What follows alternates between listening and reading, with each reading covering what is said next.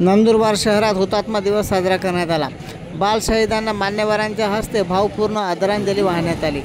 देशाच्या स्वातंत्र्य लढ्यात प्राणाची आहुती देणाऱ्या बाल शहीदांना आज भावपूर्ण आदरांजली वाहण्यात आली।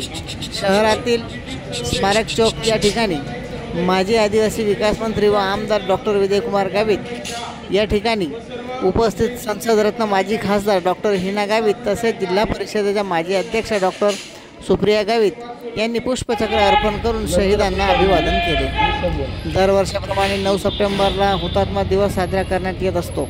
या निमित्ताने जिल्हा पोलीस दल व शहीद स्मृती समितीतर्फे आयोजित कार्यक्रमात जिल्ह्यातील मान्यवरांची उपस्थिती लाभत असते। कार्यक्रमाला समितीच्या अध्यक्षा ॲडव्होकेट रमाबाई शहा, निंबाजी बागुल, कीर्तीभाई सोलंकी, प्राध्यापक राजेंद्र शिंदे, अभिजित सरोदे, संदीप चौधरी यांच्यासह राजकीय, सामाजिक व शैक्षणिक क्षेत्रातील मान्यवर या ठिकाणी मोठ्या संख्येने उपस्थित होते। या प्रसंगी उपस्थित पोलीस प्रशासनाकडून आपल्या कवायतीच्या माध्यमातून बिगुल वाजवून आदरांजली वाहण्यात आली।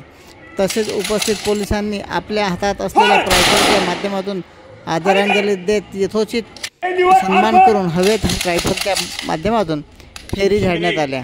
चंद्रकांत चव्हाण, श्रीजी न्यूज 24 अक्कलकुवा।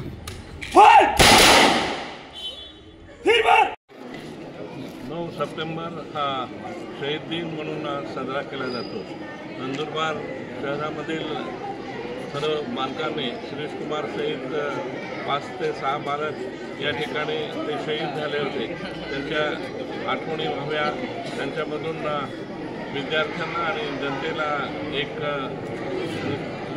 त्यांच्या मनामध्ये देशाबद्दलची आत्मीयता, देशाबद्दलचं प्रेम त्यांच्यामध्ये निर्माण व्हावं आणि या शूर बालवीरांनी जे स्वातंत्र्यासाठी लढले त्याच्यामध्ये त्यांचं योगदान कसं असतं हे लहानपणापासून मुलांच्या मनामध्ये घुसलं तर देशप्रेम मोठ्या प्रमाणामध्ये त्यांच्यामध्ये निर्माण होतं। आज त्याची वर्ष या गोष्टीला पूर्ण होत आहे आणि त्याच्या निमित्तानं आज या ठिकाणी 9 सप्टेंबरला शहीद दिनानिमित्त वेगवेगळ्या शाळेतील विद्यार्थी या ठिकाणी जमा झालेले होते। त्यांनी सर्वांनी या ठिकाणी शहीदांना मानवंदना दिली। त्याचबरोबर गावातील सर्व प्रतिष्ठित नागरिक मोठ्या प्रमाणामध्ये या ठिकाणी होते। तर हे जे काम शहीद स्मृतीच्या माध्यमातून या ठिकाणी सातत्यानं चालत राहतं आणि या स्मारकाचं सुद्धा जे काही प्रतिष्ठा असते ती प्रतिष्ठा ठेवण्याचं काम ही शहीद स्मृती करत असते।